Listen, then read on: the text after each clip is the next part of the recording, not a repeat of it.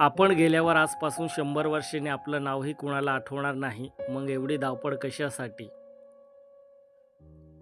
आत्तापासून 100 वर्षांनी आपले सगळं या जगात नसणार. आपण आपल्या नातेवाईकांसोबत मातीखाली झोपलेलं असू.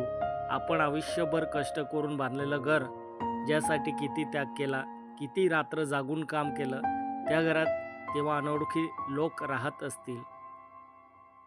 आपण आज ज्या वस्तूवर हे माझं आहे म्हणून जीव लावतो, त्या सगळ्या वस्तू दुसऱ्यांच्या ताब्यात असतील. आपली पुढची पिढी कदाचित आपलं नावही नीट आठवणार नाही. आपण किती जण आपल्या आजोबांचं, वडिलांचं नाव सांगू शकतो? आपण गेल्यावर काही वर्ष लोक आठवण काढतील, फोटो पाहतील, बोलतील, पण हळूहळू सगळं धूसर होईल. एक दिवस असा येईल जेव्हा आपल्या अस्तित्वाचा ठसा कुठेच उरणार नाही. मग प्रश्न पडतो, आपण एवढं का भांडतो? एवढे अहंकार कशासाठी? एवढी चिंता, ताण, स्पर्धा कशासाठी? आपण ज्या सगळं मिळवायचं या स्वप्नामागे धावतो, ते खरंच इतकं महत्त्वाचं आहे का?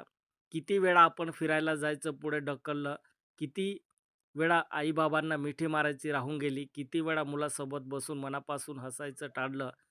जीवन शेवटी पैशाबद्दल नसतं, ते असतं त्या छोट्या क्षणाबद्दल. न दिलेल्या मिठ्या, न घेतलेली फिरती, न बोललेला प्रेमाचे शब्द. म्हणून आजपासून थोडं थांबा. लोकांवर प्रेम करा, मनातलं बोला, लहान गोष्टीत आनंद शोधा. कारण शेवटी आपण काय कमावलं हे नाही, आपण किती प्रेम दिला आणि घेतलं हेच खरं आठवणीत राहतं. आणि लक्षात ठेवा, की शेवटी आपल्या या मातीतच समावून जायचं आहे. रिकाम्या हातांनी आलो होतो आणि रिकाम्या हाताने जाणार. त्यामुळे आजचा सण जगा. काय बरोबर आहे ना?